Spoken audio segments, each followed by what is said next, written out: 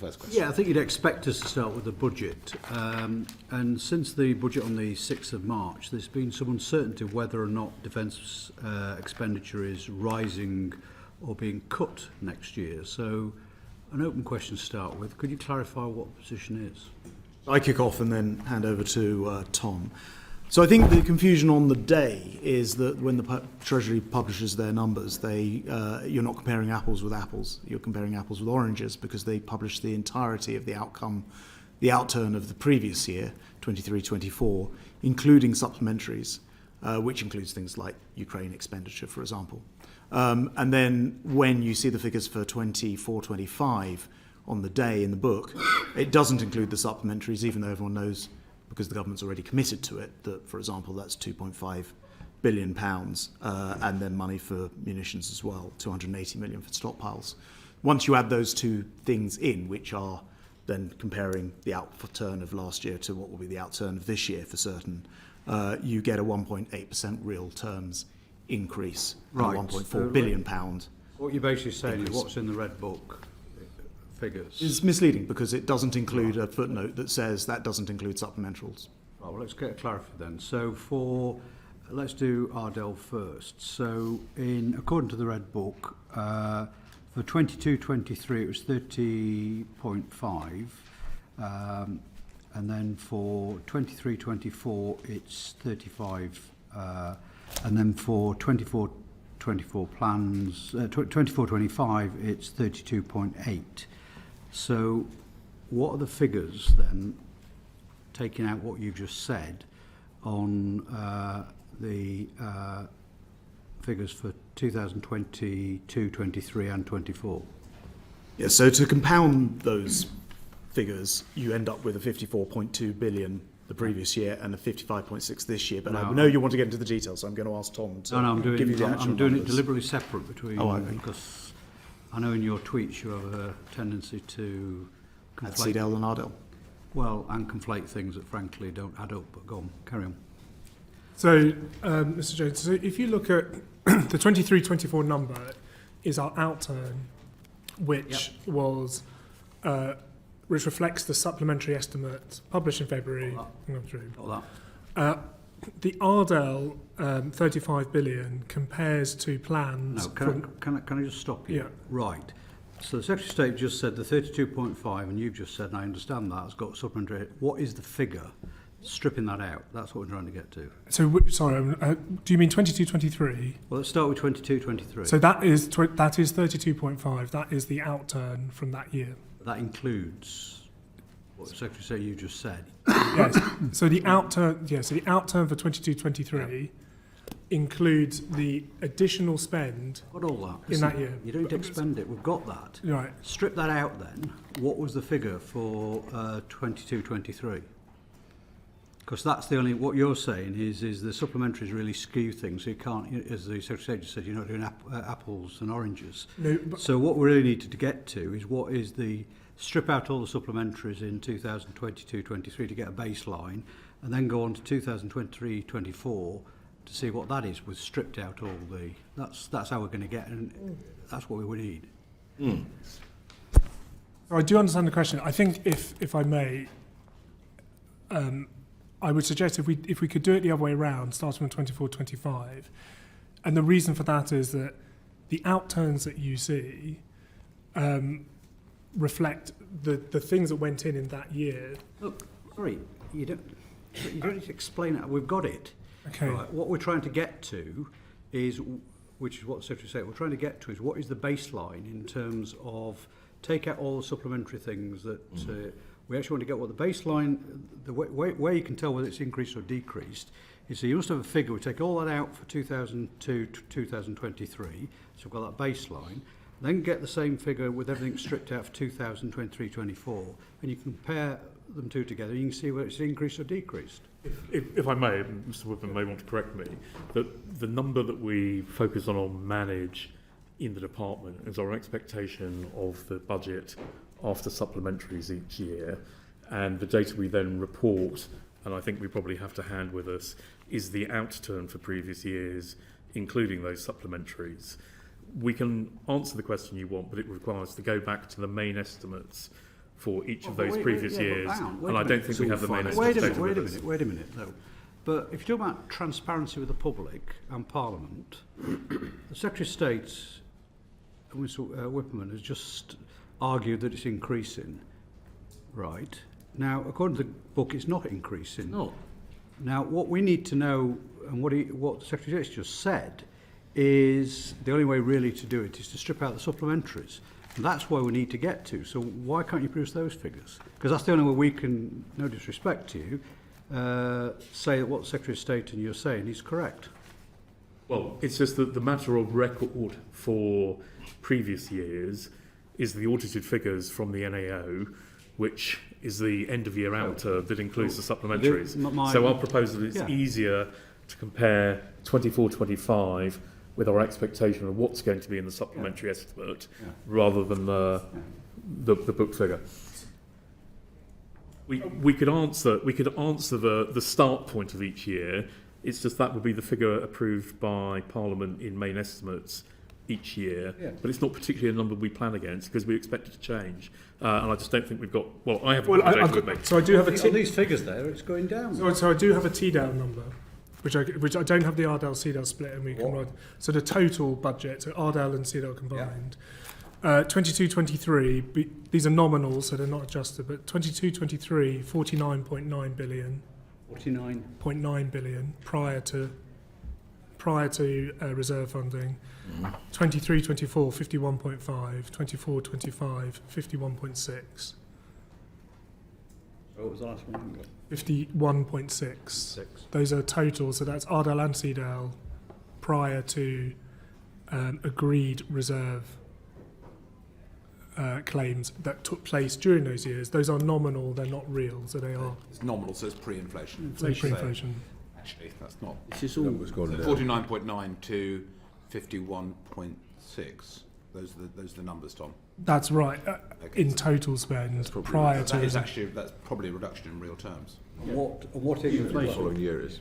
Yeah. It is a reduction in real terms, take inflation, but what within those figures you just given us is not core expenditure? I mean, is that included in that, for example, support to Ukraine? No, so that wouldn't include because that's all the reserve funding that comes in. That's how you're trying to. Helpful. It's trying to get a clear picture. I think the point is just that the main estimate figures tend to relate to core spending as agreed in the spending review. They don't agree an uplift for Ukraine. They don't agree additional funding allocated to the department in the autumn statement in 2022, in the spring statement in 2023. So it is a baseline that the Treasury use, but when you're comparing year-on-year growth, outturn to plans plus planned for supplementaries is the best measure. And that's the much of that comes from the contingency reserve, which has always been accounted for differently. You know as well as I do, this is all deliberate smoke and mirrors, David. No, it's not deliberate smoke and mirrors, because the claim from absolutely the is. reserve comes through the defence budget in the end, and is reported in our annual report and accounts. It's audited by the NAO. It's the authoritative figure on what we have spent. It is, but the problem is with that though, and it's interesting. When I was in department, it was one of the things the Conservatives always said, you should take out, for example, the expenditure on Afghanistan and Iraq. So we're now saying that we shouldn't have done that, or we shouldn't. So the arguments that Mr Shapps and others were making at the time was wrong. Look, I just think if the argument is should we spend more on defence, as government agrees, we're committed to 2.5%. Not all sides of the House agree with that. Can I stop you there? Because we're going to get onto that later on. Okay, but I mean, it's within this context. Hang on, we'll get onto that later on. But other people have got questions on that, so I don't really want to eat their sandwiches. Do we need to, and I know you're very good at flanneling and making the positive statements, but what we need to do is do the detail. And it's important as a committee, and I think for the public as well, they get an understanding in terms of the actual figures, rather than what you put in a tweet, for example. Well, just to be fair though, you can't take the outturn of 23-24 and somehow include supplementaries and then compare it with the projection for 24-25 and not include supplementaries, because that's then you not being consistent. No, well, I am. And all I'm doing well, is being well, consistent. Well, you're not being consistent at all. I was trying to be fair to try and get. I was trying to be fair with you to try and get an understanding, so so we can actually get to the bottom of it what the claim is. And I think fair to David, he's gone through that in terms of explaining how the actual outturns come around, which is fine. Which those figures that Mr. Whitman just outlined, that's fine. I have a better understanding of what you're suggesting now. Mark, do you want to come in? Yes, please. Look, for people that are watching, and we're talking about estimates and outturns and supplementary estimates, so let's just go right back to the basics. This is the budget red book. This is the document that gives the detail, the small print, if you like, after a budget. And it lists the revenue spending for each of the departments, their limits, known as RDEL, and their capital spending limits, known as CDEL.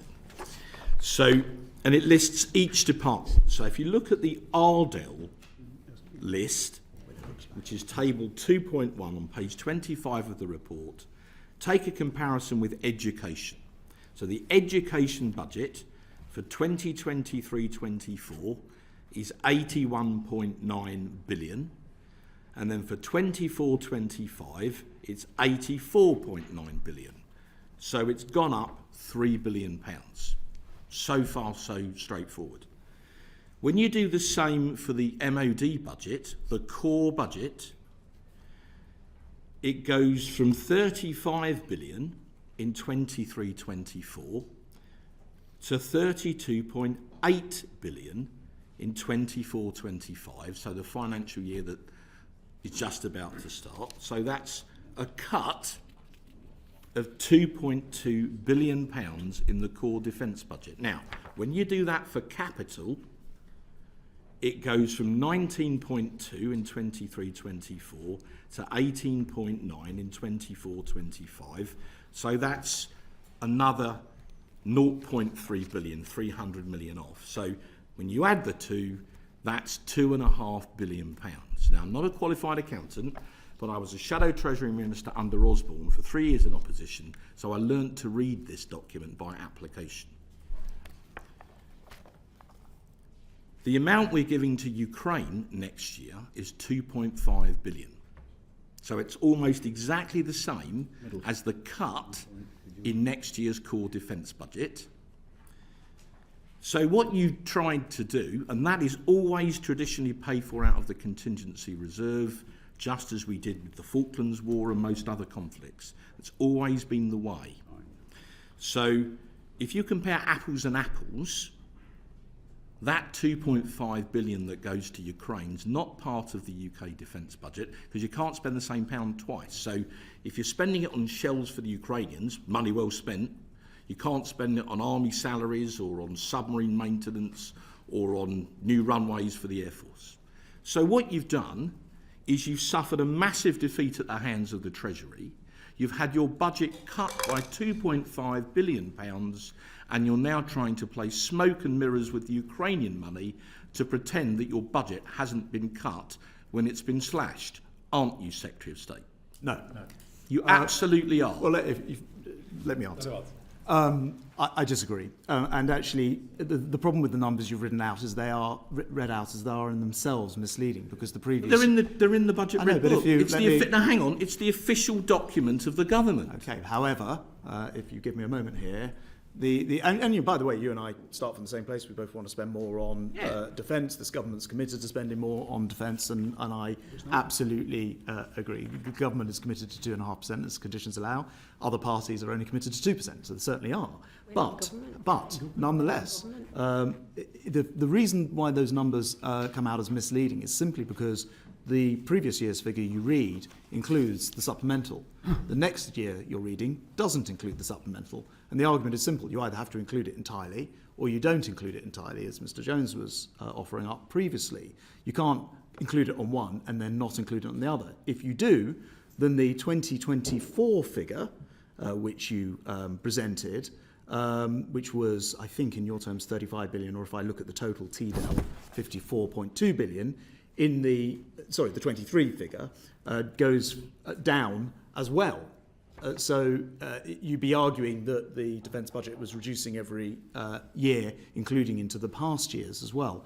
The only way to look at this is as the NAO looks at it in the audited accounts, which is it does end up including supplementals, which isn't just the 2.5 billion, though the number, as you pointed out, would conveniently suggest. Yeah. It's also dreadnought, it's also stockpiles, it's also other operations. If you want to draw in the NAO in evidence, in their equipment plan report, recently reported on by the PAC, you've got a black hole over the equipment plan of £29 billion. Again, misleading, because... so the NAO and the PAC are wrong as well? It's misleading, and the reason is this. That equipment plan is £288.6 billion over a 10-year period, of which only 25% of it is committed, and it assumes, when the NAO looks at it, that we don't get to our 2.5% stated public position of defence expenditure, now hang on a second. which this government says it's committed to.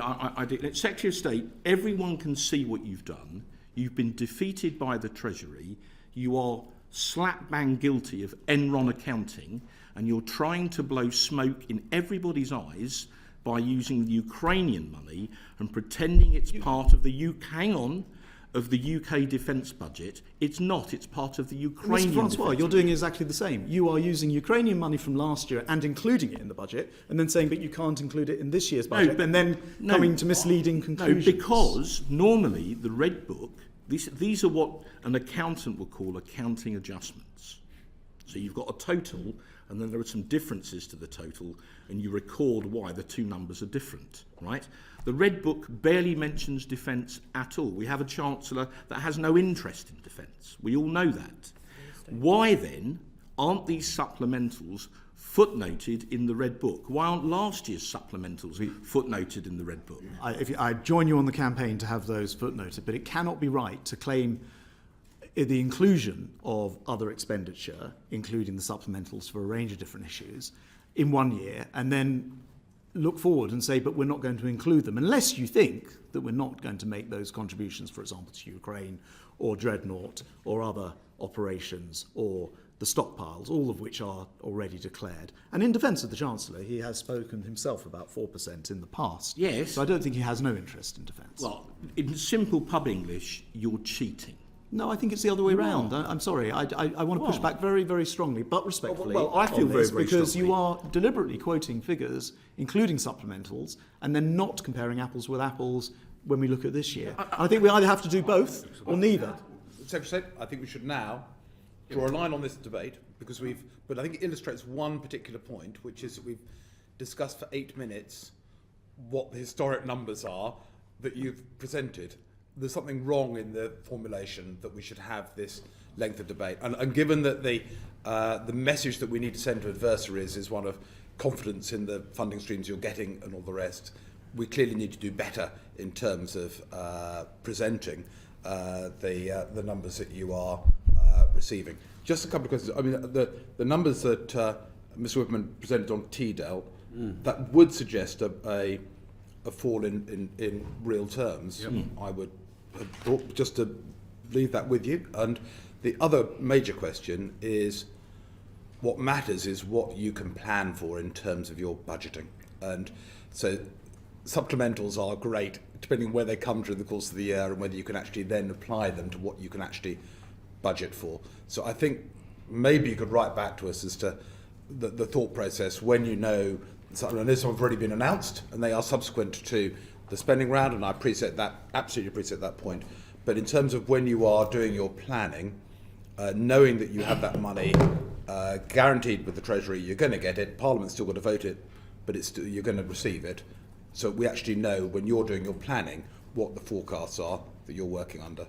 I think that would be a logical... Yes, it would, and I think that would be... I mean, we can write separately, but I would expect to set that out in our estimates memorandum for main estimates. I know we were, for technical reasons, a little late in sending you the supplementaries this year. Yes. The estimate memorandum for the supplementaries does set out the increase to the baseline for 23-24.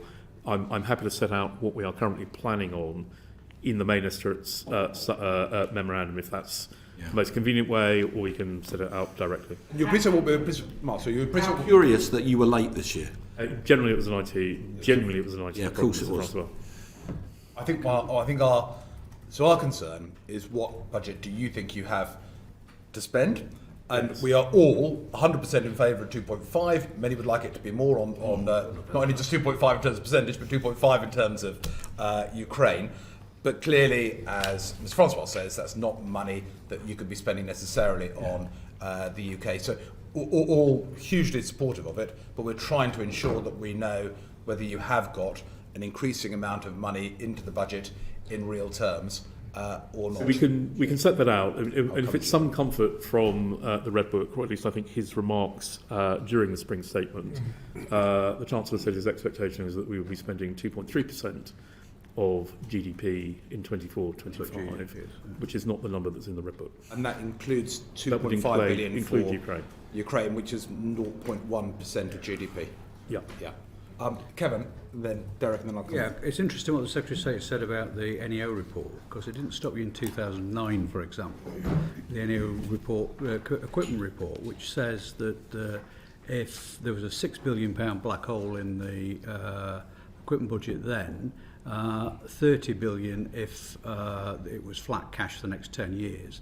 It didn't stop you as a party and your party arguing there was then a £36 billion black hole. So I think it is, I agree, how you actually read NEO reports and not use them like the Conservative Party did in 2010 to put something forward that was completely fictitious. But can I just clarify one thing? I mean, can I thank you, Mr. Wood, for your figures there, because I think that clarifies it for me.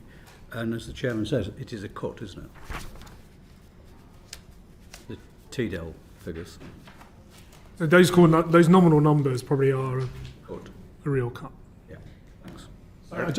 Just to follow on, just so maybe to aid Mike, or try and enlighten me on my confusion, given the various figures that have been bandied around, just so we're clear for the record. Secretary, are you saying that in real terms defence spending is going up? As long as you include the supplementals, then this year, in real terms, the spending goes up by 1.8% or 2.6 in nominal terms, 1.8 in real terms. And you know, as I say, it's for people watching this who are now completely confused. The simple question is: do you include things that came in last year and then were included in the so-called Red Book, and then ignore them this year, or do you include them? Once you include them this year, you end up spending £55.6 billion on defence. So we're. So why do you think that? Why do you think that Malcolm Chalmers? Derek, I think the first. Sorry. If Mr. Williams wanted to add something in there, just say and then that- you come back, Derek. That figure is based on us adding in for 24-25 additions to the budget that have already been agreed and announced. It's not us having a punt on what we would quite like to see. It's an important point. Okay, Derek, thank you. The bigger picture, Secretary of State, is getting to that 2.5%. Now, you'll be pleased to hear that I was quoting you to the Prime Minister in the Liaison Committee not long ago, and your wise words about the necessity of getting to 2.5% and pre-war, and also I didn't actually mention your aspirations to go beyond 2.5%, and yet the Prime Minister didn't commit to a time and a date for the 2.5% and the uplift. Are you able to enlighten us now? I'm certain the Prime Minister would have told you an hour ago if that was going to be an announcement for today. But the government is committed to 2.5%. It is, my view, as you know from my speech in Lancaster House in January, that we are living in a more dangerous world, and I use that post-war to pre-war phrase to describe why I think the challenges are greater, and I'm in complete agreement that you have to pay for that defence. Exact timing, as we've said all along, is a matter for the Chancellor, and the government's described it as being as conditions allow. I'm the Secretary of State for Defence, so obviously I urge for us to move to that position as quickly as possible. There will be other opportunities, including an election coming. Other parties are only committed to 2%. The NATO base, that's about a £7 billion a year cut to the current defence Not true. spending You know it's picture. not true. So 2% is about £7 billion less than we spend at the moment per annum. That's just complete So- spin as usual. Kevin. It is, well, you know. But I mean, as I say, The it's, bloke doesn't you lie know, straight. there He can't will lie be straight in choices, bed. won't there? There will be choices come parliamentary election for different views of this, and But you're we are cutting the committed to. defence Kevin, budget can you now. go through me, please? Yeah, but you're cutting the defence budget now. Well, as we've just heard, it's a 1.8% real increase if you include all of the Yes, it supplementaries, is. because you're not including, again, Include because the figures that Mr Wimple just said. and let- again- go on those rather than what you spin. Well, I know it's a difficult thing for you to do, not to spin things as you actually like. Mr Jones, But deal with facts. I'm sorry, but Can I I will we've interject had now. we've had a long time on that, and the facts are, once you include the supplementals, Yeah. we're spending more this year than we did last year. That is the Things fact. that aren't necessarily for core defence expenditure. Well, I think I think Ukraine we've had for me enough is- debate on it. So there are many other things we can discuss other than the numbers. I said 10 minutes ago that we'd already spent 8 minutes on this. We've now spent a quarter of an hour. So no, you can't enlighten us on the I can't do timing. that. I but can't you do can that say today, this is an absolute priority for you, and I assume that has implications for manifestos and the like. Well, as I say, I'm strongly committed, and as you pointed out, have discussed this well before I was Defence Secretary. So I am very committed to making sure that we defend ourselves. And when you do, I think you make a very good case to your adversaries not to try it on. So I think it's actually cheaper in the long run to do that as well. And I'm very pleased that we're committed to doing it. Of course, I urge us to do that as quickly as possible. There's a general election coming up. Eric, Number 3? four-ish. Yeah. What is number 4? Yeah.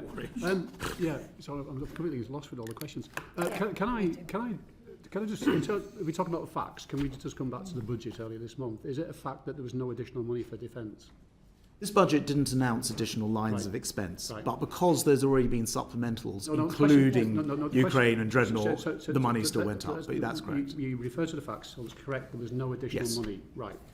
So, given that you and in fact, even yesterday on the floor of the House, that ministers are now saying we're in a pre-war situation, what is it you believe convinced the Chancellor and the Prime Minister not to put any additional money in to the budget for defence, given we're in a pre-war situation?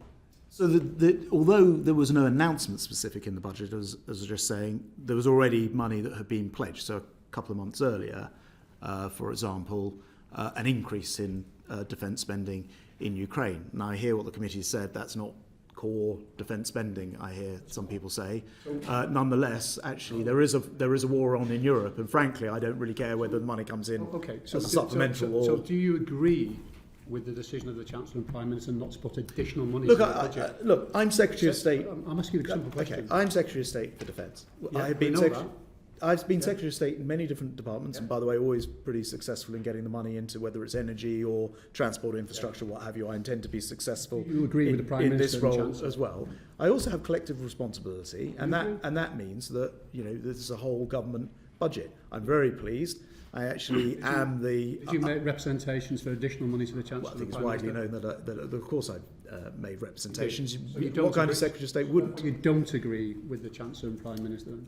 Because I'm Secretary of State for Defence, I think that it should be a priority, of course. So you made representations for additional money. The Yes. Chancellor and the Prime Minister rejected that. Saying that they'd already put more money in, and that's revealed in the But- 1.8%. So why did you ask for more money then? Because, of course, every Secretary of State's job is to lobby for their Why area. specifically did you ask for more money? Because every Secretary of State wants to get more money What into was the their... reasons you asked for more money? There are any number of things that I'd like to spend Enlighten the money on. Enlighten the committee. What was it in defence that you needed extra money for? I can go through Well, long we'd be lists. very interested, yeah. There's almost no programme that I wouldn't want to enhance, Let's take the top improve. one, 2 or 3 programmes. Go on. It's hard to give you a sort of exact list, but there's almost nothing that I What would is want to specifically do. worried you that you needed to ask for extra money? Because we are committed to going to 2.5%. I wanted to put forward the argument. question I'm asking? I know, but you're not even letting me answer a question You're before answering you.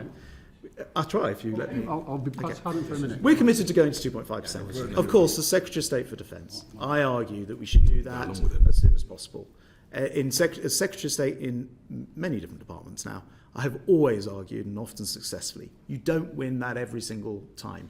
The view of the government on this occasion was there's already more money due to come to defence. Indeed, although it's in a supplemental, we'd already announced an increase on the Ukraine spending. If that had been done in the budget, you would have probably been telling me there had been an increase.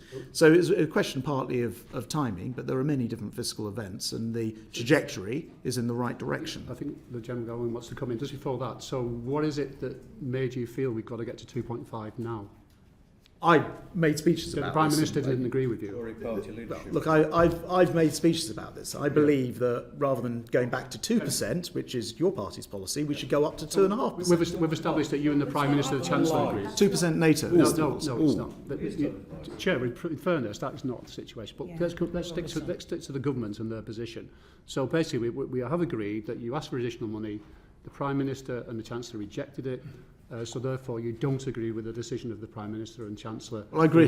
Not putting money in the budget. Well, so, General, you wanted to come in. Hold on, no. You put a point to me which I don't agree with. I agree with collective responsibility, right? So, of course, every Secretary of State bids for more money. You don't always get that money. And then to sort of turn that round and say, oh, therefore you don't agree with the overall budget, defies the point of collective responsibility. So by not getting to 2.5 now, or in fact 3%, what does that mean what does that mean in terms of defence? What does that cause as a problem with? Well, right now, the good news is that we're able to cover all of our NATO operations and do everything that I've ever wanted to do since I've come in. For example, sending troops to Kosovo, being active in the Red Sea, providing increased support to Ukraine, all of which I've done including Ukraine, because I have got a bit more money, although I know it seems to be resistant to accepting that when we look at the National Audit Office will agree with me at the end of the year that we spent more money, which will, if we can come back in a year's time, we can demonstrate the point. But General, you wanted to come in.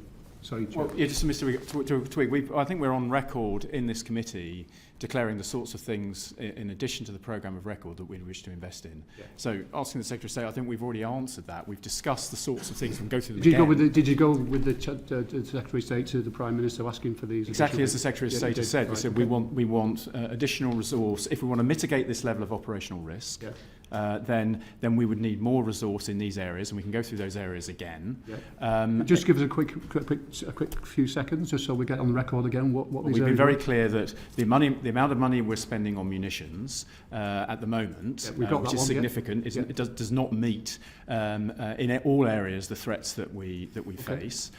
We've been clear that we need to spend more money above the programme of record on what we call integrated air missile defence. I could go on. We've said these things before. It's good.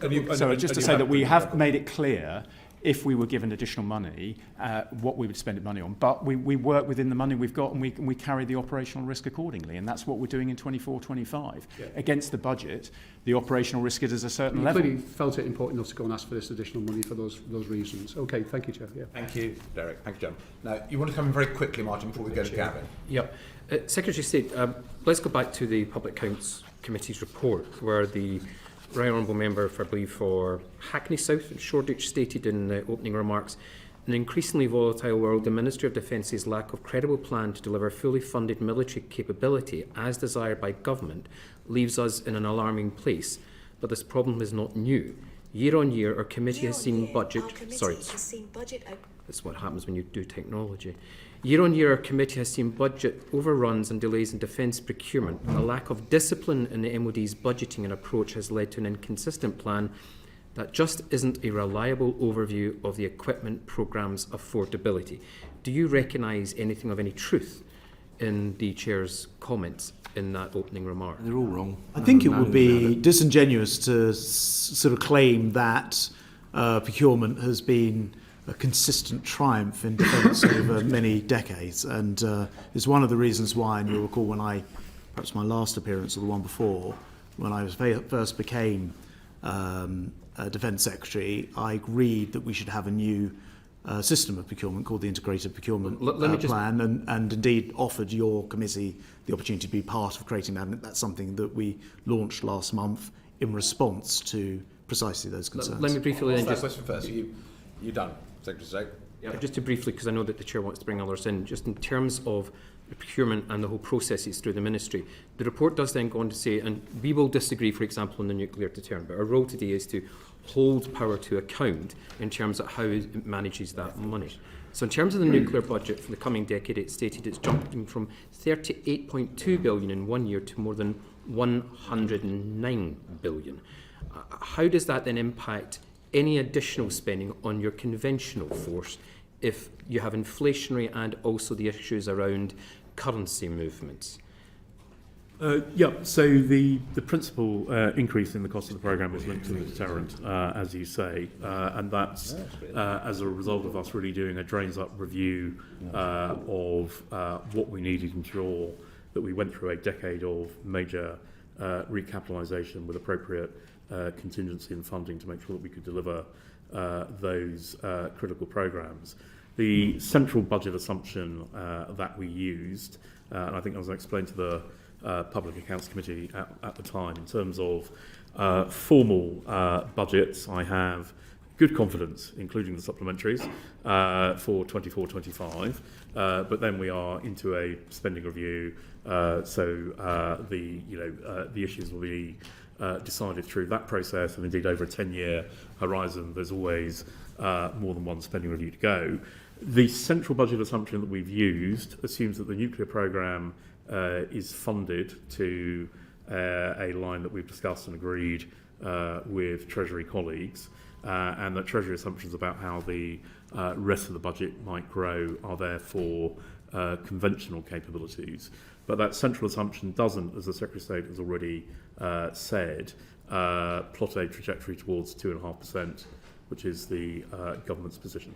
Just finally, Chair, there is a rather insane rumour going round at the moment that we've been hearing about today, that with the unarmed Trident missile misfire earlier, I think was it last month, that a member of the Cabinet may actually have been involved in the firing of that missile. What? Now, I'm wondering, Chair. I can absolutely, although we don't discuss national security issues, I can absolutely guarantee that no member of the government was involved. Untrue. Thank you. Settle that one? Yeah. Good. It's not one I've heard either, I should say. You learn something new every time you come to the committee, Secretary of State. Gavin, we're now on to military capability. Thank you very much, Chair, and I do think, Secretary of State, good afternoon to you, that there is some overlap in the questions that you've faced up until now, but I hope at the outset you would accept that across all of the parties represented around this table, none of them present an electoral threat to me in Northern Ireland, and therefore I will not be electioneering in my questions. But I hope you would also accept that it isn't sufficient to simply outline that because you're the Secretary of State for Defence, you just naturally ask for more. You always want more. That for a Member of Parliament like me and colleagues around the table, the imperative is actually about defending our national sovereignty, our national defence, our readiness, our ability to respond to threats and prepare appropriately for them.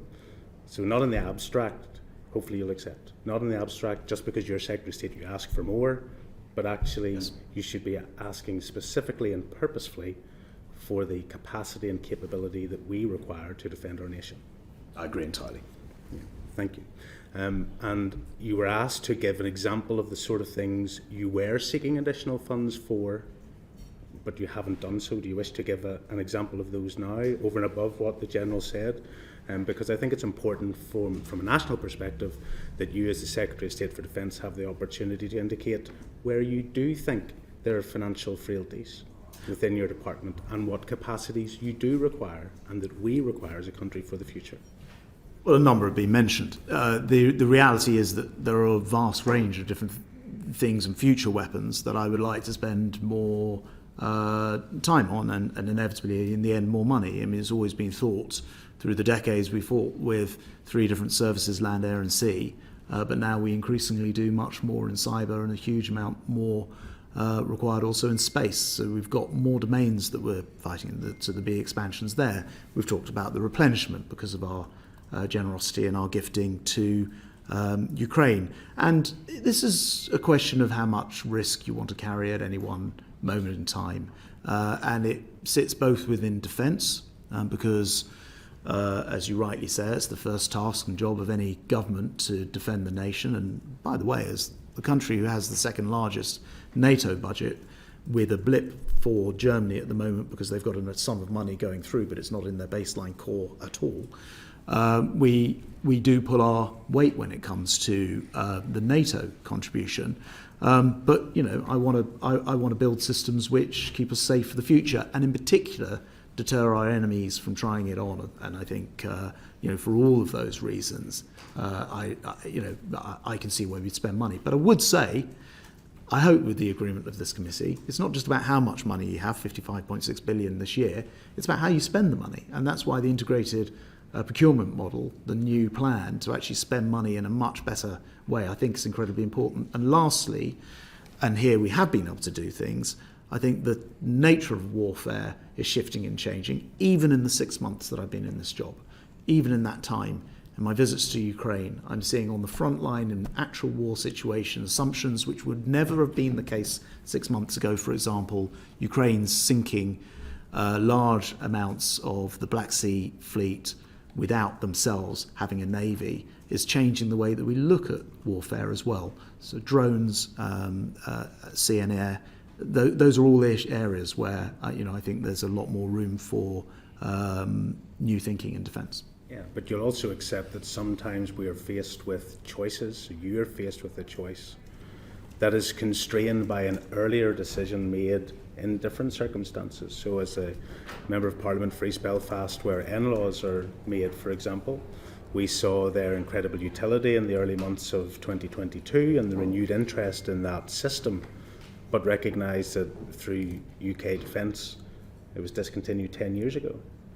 Yeah, and we've seen lots of weapons that aren't new. I mean, the Storm Shadow is another example, like the N-Law, which is actually not a particularly modern missile, but has been incredibly effective.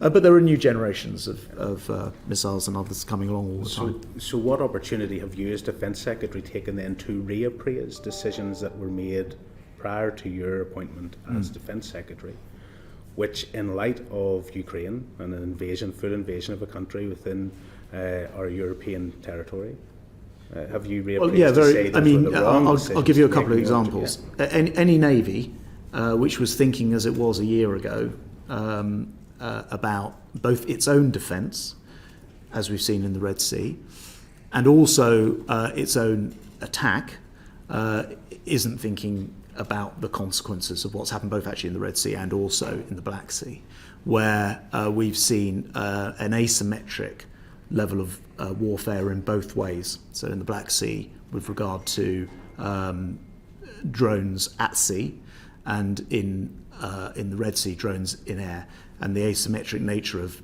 either sinking a Russian warship or firing expensive missiles like Sea Vipers at inexpensive drones. You're seeing an asymmetry, which should make us all think about the way that we're doing things. And I recently highlighted the work of DSTL with the Dragonfire, for example, which has the potential for £10 a shot to, for example, take down a drone. So how fast can we bring these things forward? What's the progress? So those are the types of differences in thinking that are going on right now. Mr. Williams mentioned in his last answer that there is a forthcoming spending review, and we know that in 2021 there was a spending review that led to the reduction in scale or the cancellation of a significant number of programmes. 2021, in advance of Ukraine's invasion, in advance of resurgent Russia, in advance of threats from China, and you know that the consequences, we got a list of the decisions taken from 2021 just last week. That included the cancellation of the Warrior Infantry vehicles, that included the reduction of E7 aircraft from 5 to 3 platforms, and knowing what training and maintenance and so on is required, that's really very few for utility purposes. Have you looked at those decisions from 2021 and gone through them to see where the assumptions prior to the invasion of a sovereign country in Europe right? So do they sustain today? So first of all, I mean, every department has to cut its cloth at some point and live with it before it. 21 obviously was well before my time. What's interesting when I do look through those programs is there are quite a lot of things which you look at today and say, actually, I'm not sure that would be the right program to pursue. And as I say, only in the last couple of years during the war and even the last 6 months, there'll be a whole batch of new things that you would want to do. So we have turned on new programs in areas, not all of which can be discussed in this forum, but nonetheless areas where there wasn't even an industry related to it going back a year or two. So I think that list would inevitably be quite different. So if the list would be quite well, if the list would be quite different, Chair, then in what way? What is it that will be resurrected from the council state, or I was going to say, why don't we bit of expertise from someone who's actually here? McGowan may want to comment. So actually, I wasn't there. I wasn't there at the time. But the list I sent you is the down arrows from SR21. But it was a set of down arrows in order to create financial headroom alongside substantial increased investment in defence for the investment. It's cancellation of cancellations plans. and deferrals. No, I get that, but it was a set of decisions to retire capabilities, many of which were coming towards the end of their service life, in order to create, with the additional investment in defence, headroom for investment in future capabilities, and that was a deliberate risk judgment taken at the time about securing the future and taking risk in the short term. Now, with the invasion of Ukraine, the risk you're willing to take in the short term and when you want that future to arrive is a live question that we have been working through in our plans and is reflected in part in the snapshot in the equipment plan from last year. But as the Secretary of State says, both the pace of technological change and the evolution of capability that we're seeing on the battlefield in Ukraine means that rather, I think, than reprieving savings that we made in 21, if there were more money available, we will want to invest in new capabilities that are appropriate to the way in which we want to fight in the future. Chair, I recognise that you've got time constraints, but I think some of the answers will require further exploration at a future date, because reducing aerial surveillance, reducing the platforms, retiring the E3, changing the availability of investment in joint air-to-ground missiles, and all the rest of it seems to jar quite considerably with the requirements that are acknowledged. Well, I want to try and reassure the committee. First of all, we're absolutely observing, as everyone is, what's going on in Ukraine, and we are applying the lessons of Ukraine, but we're not going to over-apply the lessons of Ukraine. NATO is not fighting in Ukraine, and so NATO will fight in a different way because of a whole range of circumstances. Having said that, it's very easy to have a conversation about capability and say, well, we should have not deleted this then because we need it now. But we're having a more fundamental review for the Secretary of State over the next 6 months. And that's about how are we going to fight in the future and how are we going to structure ourselves to fight in the future. And because of that, and we're going to fight and deter in a very different way than we have before, because of the lessons we're learning from Ukraine and other areas, that will lead us to, very quickly, through this summer, into a review next year of a range of capability choices associated with how we're going to fight and how we're going to structure. But I think it's too binary to just go down a list of kit to determine what we do or don't need. It may be, and we shall see where the review goes, but I would make the point that you are not the first individual in such a uniform, in such a seat in this committee, to talk to us about a fundamental review, cycle after cycle, year after year, new ways of doing more with less, relying on allies and losing sovereign capability.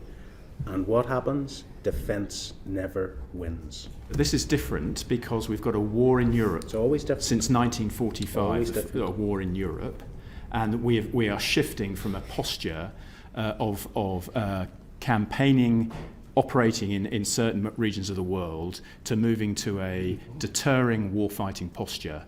In my career, that is the most fundamental change in my career. Yes, and I've been on this committee for 8 years, Chair, and we've seen 5 substantive reviews within defence, and on each and every occasion, The ability for our MOD and our services to respond to threats, their capacity, their size and their scale is reduced. We'll see. Well, can I just say though, if we're also being, Gavin's put one side of the coin, the other side may well be that the department has read thoroughly our report on readiness for war. The logic of that would be working out how we'd be fighting in these scenarios, learning the lessons from Ukraine. And I thought Mr. Williams's point in terms of the timing, that maybe in a pre-Ukraine environment, one would take a longer time frame to get state-of-the-art technology in, and perhaps one has to take decisions on timing, is also another interesting theme for us to pick up on. So two very interesting points that I think have come out of that discussion for us to pick up on. On Ukraine, Richard, I think you're going to take us forward about kit. I am. Good afternoon to you all. Secretary of State, do you agree that Ukraine cannot fall? Yes. Do you think, and the UK is leading and has led with equipment and help, and we should be proud of that, do you think that the West is doing sufficient to give Ukraine enough armour and so forth to keep the Russians at bay and one day take their country back? I think it's insufficient. Is there more that we could do? For example, a vehicle that I'm very familiar with, and others probably are too, the Warrior vehicle, which is being retired, hundreds of which have already been retired. We have 625, I understand. Has there been any consideration to give some of those to Ukraine? Yeah, to give a slightly longer version, I do think that we need to do more. I think it's unthinkable that we would lose this war to Putin. I think we easily have the facility and capability not to lose this war, but it requires everyone to lean their shoulders into it. And I was in Ukraine a couple of weeks ago having exactly this conversation with Zelensky. I think that the catastrophic outcome of losing the war would be far more expensive than ensuring that Ukraine is in a position to win it. Mm-hmm. So I am, with that frame in mind, again, looking through all of our stocks, including things which could be retired. Now 2 years on, things have moved on again, to have another scrub through the inventory. But more to the point, because we have been incredibly generous in our gifting, I'm also working on and with and on, I would say, our partners, of which there are 52 countries in the Ukraine Defence Contact Group, to make sure that they are also really digging deep to ensure that they assist. And so I look at, for example, our contribution in all things, including areas like long-range missiles, for example, but in many other areas as well, to make sure that we aren't an outlier whilst others aren't giving as much. And those things are very important. We're playing our part, Secretary of State, there's no doubt. But if they're going to win this war, there's no doubt that they need an awful lot more kit. Yes. Billions of dollars worth of support is stuck in America. Yeah. Can you update the committee on where that is, and is it going to be forthcoming soon? Anyone who can second-guess Congress in that manner, it would be a good person to have address you, and it's not. It's not me, but I'm assuming. Sorry to interrupt you. Yeah. I'm assuming you ring your opposite number in the state and say, "Come Yes. on, this is absolutely crucial." Yes. Because as you said, the cost of protecting the eastern border, Yep. if Ukraine falls, would amount to hundreds of billions a year. My opposite number would entirely agree. Lloyd Austin would agree with that. It's stuck in Congress and specifically in the House, and for all manner of complicated internal reasons hasn't come out the other side. And I think it is therefore prudent for the rest of the world, and I don't just mean the West here, because, for example, I was in Australia last week and they feel very much the same way, because they would understand the read across from a loss to Putin would be that an autocrat elsewhere in the world might think of taking other territories. So this is, of the 52 countries in the Ukraine contact group, defence contact group, one is the United States. That still leaves 51 of us, and I think that the UK is in a natural place to showed leadership in order to make sure that the coalition of the willing, which includes the US as an administration, but not as a Congress at the moment. How many of those 51, Secretary, are actually willing? There's a lot of talk, not necessarily a lot of action. How often do you meet, perhaps virtually, it's sort of monthly, to say what does Ukraine need? They need this for heaven's sake, give it to them. It's a monthly meeting of the UDGC. And every month that passes, thousands more die. Well, I mean, they're desperately short of shells, armoured vehicles. Yeah, I mean that's the manpower. That's at the defence level, defence secretary level, but below that in other forums, for example, Jeff, the Joint Expeditionary Force, where I had a meeting with them the week before last about what more we can be doing to support Ukraine and how we can integrate them more into our work, which is work in progress. So there are many, many different ways, and the picture, just for the committee's interest, is not a straightforward one. There are huge challenges on the Eastern Front, as the committee will know, and that is a matter of making sure that Western munitions in particular get through. But in the Black Sea, almost the opposite is the case. 6 months ago, the Black Sea fleet sailed freely around the Black Sea.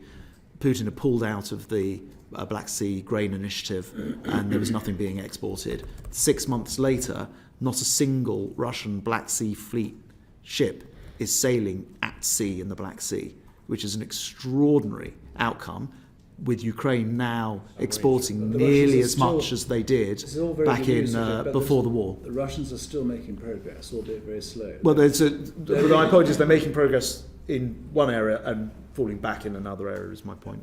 Yes, but you don't actually need a ship to take land. That's the infantry do that, as you well know. So the fact that ships are holed up is very good news, I accept, but the Russian troops are still advancing into... There's a slightly wider point I'm making, which is that it has enabled Ukraine, and particularly Deputy Prime Minister Kubrakov, to get exports going again at a level which is helping them to fund their own economy and helping to fund weapons. So there's a broader point to that. Thank you. Thank you, Richard. Jesse. Thank you very much, and thank you, Secretary of State. You said something I thought was very significant, which is there is no way we can lose this war to Putin. There's no way you can lose this war to Putin. And saying there is no way we can lose this war to Putin, I think absolutely rightly aligns directly our interest as a country and as part of Europe with what the Ukrainians are doing.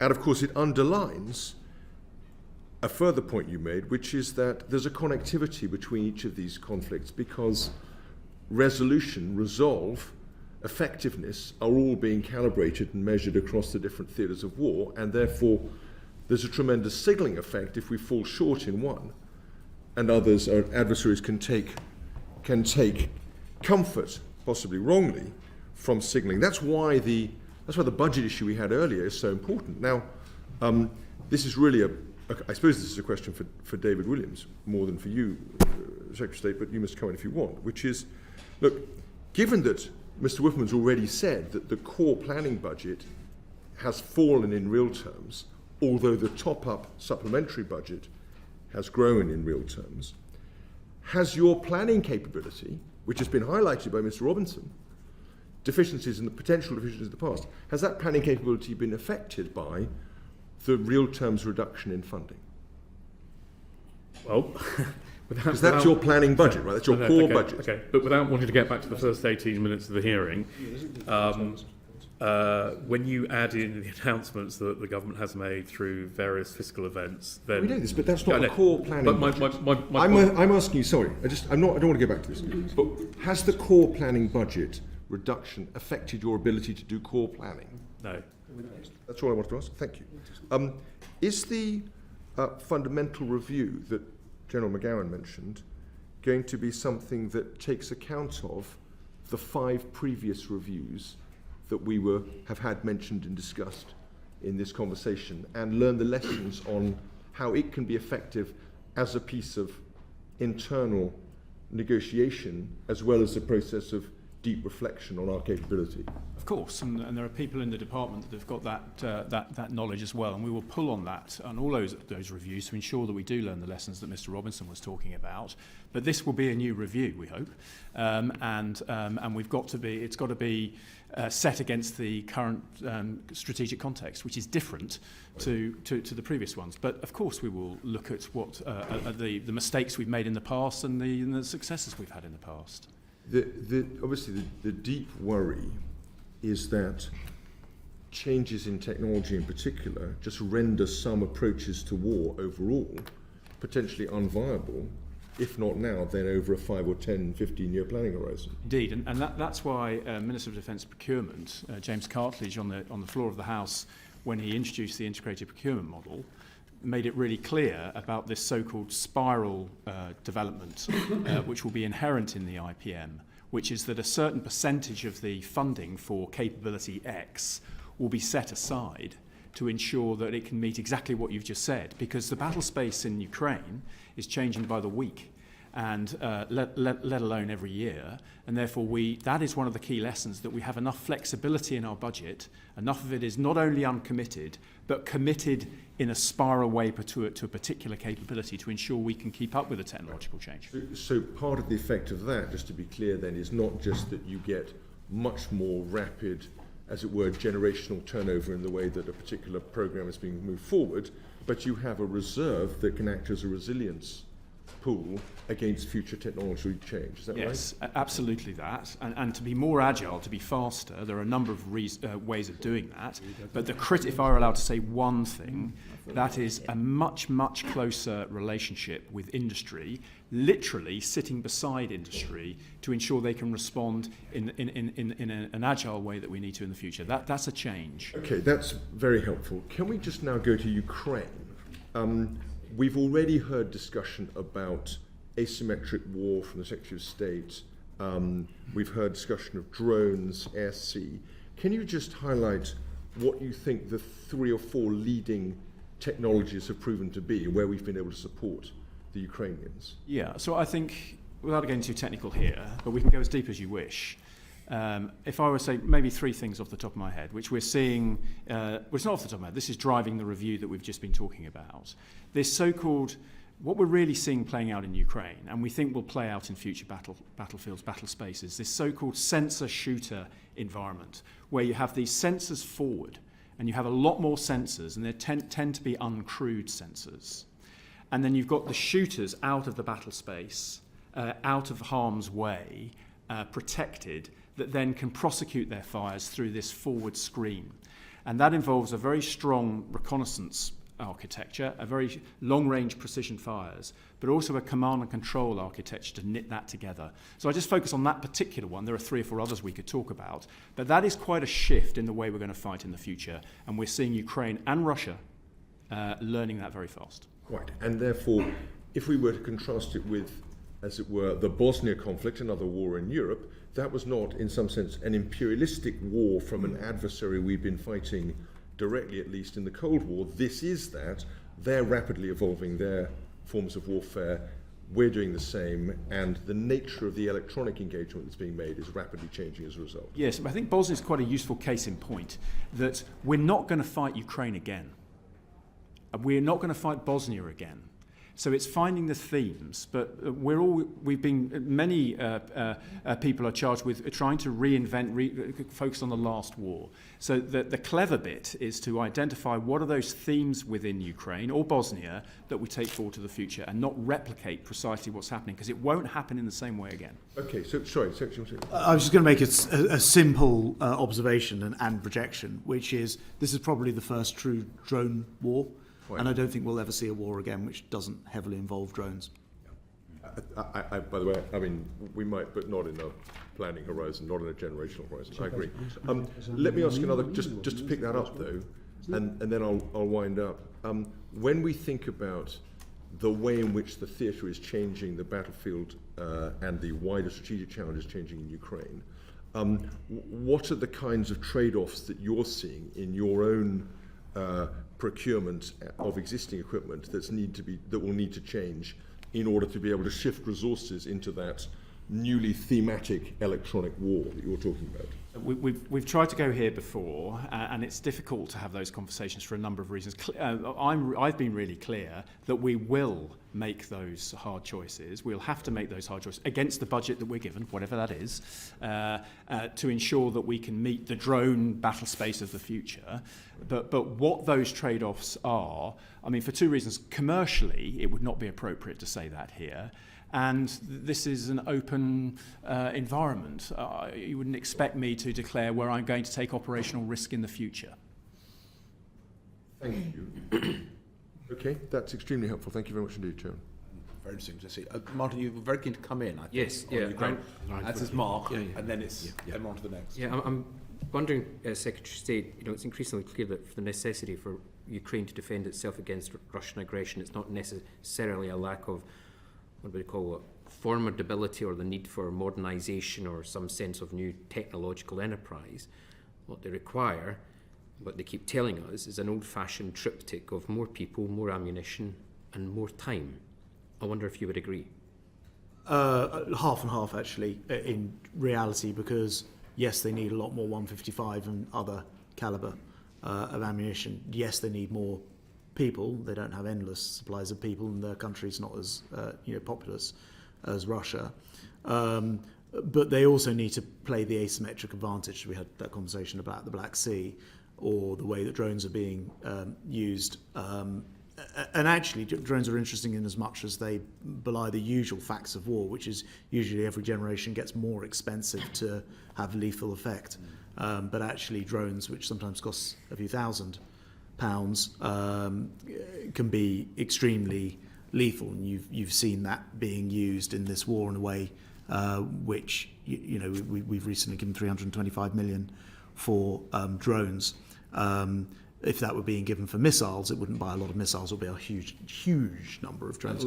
So I think technological advantage is part of it, but yes, basic warfare and munitions and traditional stuff is also incredibly important. But just briefly, I don't want to go into the drones at the moment. It'd be good if we had more time for it, but we can't, because I know there is a concern around the glider drones specifically, and that there might be an issue that the Russian Federation is getting access to Western technology to help them, but we can maybe come back to that later.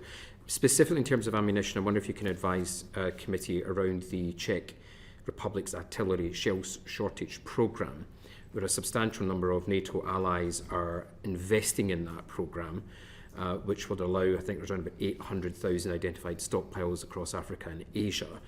Right? Russian Federation's firing around about 10,000 shells a day. The Ukrainians are only 2,000 return at the moment.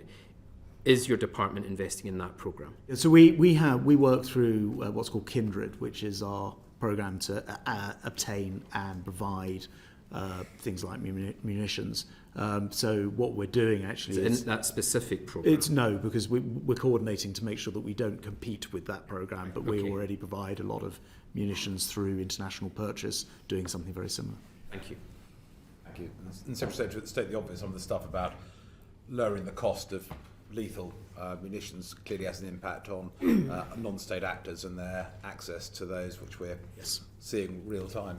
Mark, you wanted to come in? Generally, a few minutes ago, you announced something really very important, I think. You talked about a review ongoing within the department. Now, just for clarity, I take it you don't mean a complete defence review in the classic model, but how would you characterise it? Is this, if you like, a review of our war-fighting capabilities specifically? Is that a fair... Right. It's called the Future Force Design Review. The Future Forces Design Review. Future Force Design Review. 3 elements: how we're going to fight, how we will structure ourselves to fight, and what are those capability choices. And that will form the golden thread of the military capability advice to the Secretary of State as part of a review, if we have one next year. Okay, and so in the way of the MOD, that will now be the FFDR. Right. Okay, and which minister has day-to-day charge? It can't be Heapy, he's just resigned on a point of honour over the cuts. So which minister has day-to-day responsibility? I talk about it day-to-day with Minister for Defence Procurement. So it's Min DP who has the lead on it? Indeed. Okay, because he buys the kit. Indeed. That's very helpful, thank you. Great. Emma. Thank you very much, Chair. Afternoon all. Even though we were significantly hampered in our recent readiness report by the department, what we did conclude quite bluntly is that we are not ready for war. Now, we don't have the kit or the personnel to be ready. In November, Secretary of State, you told us that retention and recruitment was an area of concern for you, and yet we are continuing to lose personnel faster than we can recruit them. Have you yet seen the implementation plan for Haythornwaite? So I do maintain that this is one of the biggest areas of concern. You're absolutely right to highlight it. I'll perhaps ask others to speak to the specific plan, but what I can tell you is that we are seeing a big increase in interest and applications, which I know is not the end of the story. But just to put it on record, a 6-year high in the Army in January, and I've just got the February figures, have come through as well. And again, they're at 6-year highs. So, Secretary, have you seen the implementation plan? So the implementation... Because this is a priority for you, you told us. That's right. So have you seen the implementation So I've seen the implementation plan being worked up. I'm not yet happy with all elements of it, so we're carrying on working on it. David may want to add more. I was going to ask David a question, actually, because David, you told our committee that the plan would be with ministers before Christmas last year. Yeah. So it's taken from Christmas last year for you, Secretary of State, to now say you're not happy with that implementation plan. That's been quite a long time, considering you said this is a concern and it's something you want to look at pace. Two observations, if I may. And then, sorry, unless you want to go. You.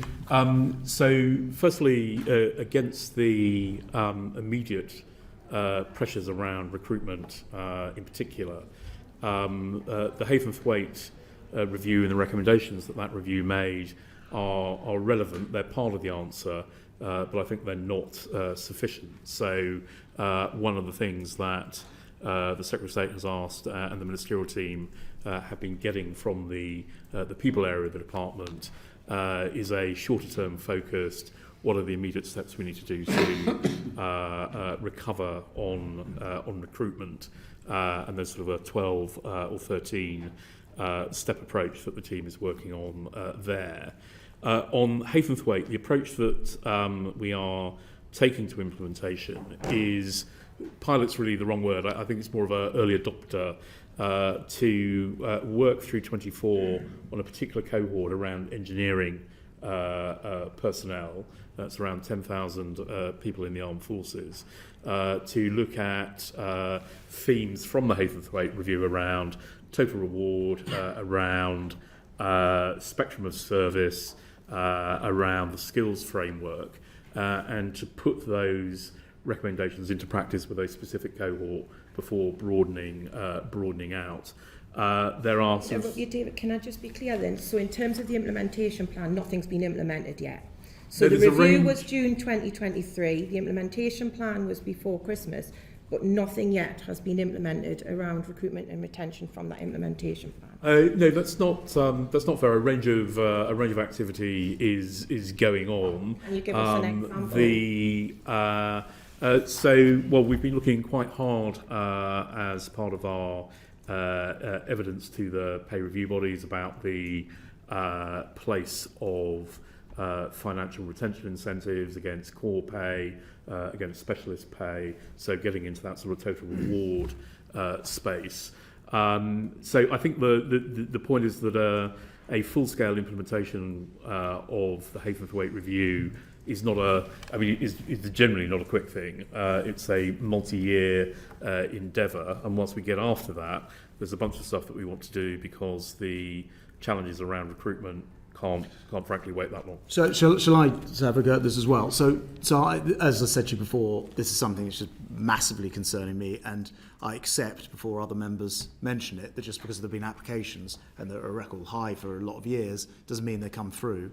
And one of the things which frustrates me about the system is that you can apply, but actually getting into the armed forces through the system is painful. So I've been having regular meetings with the Chief of the Defence people. It's 13 themes that he's working on, along with Min DPF, he's now called, recently changed name. He and I have been working very, very hard to drive those changes. And I've spoken about quite a lot of them and already started to enact quite a lot of those changes. So, for example, I was up at Catterick recently talking to the person responsible for the army recruitment, who was telling me that, you know, it is ridiculous that once you've applied, you'll be invited for an interview. That interview takes place in a different location to the location for your medical.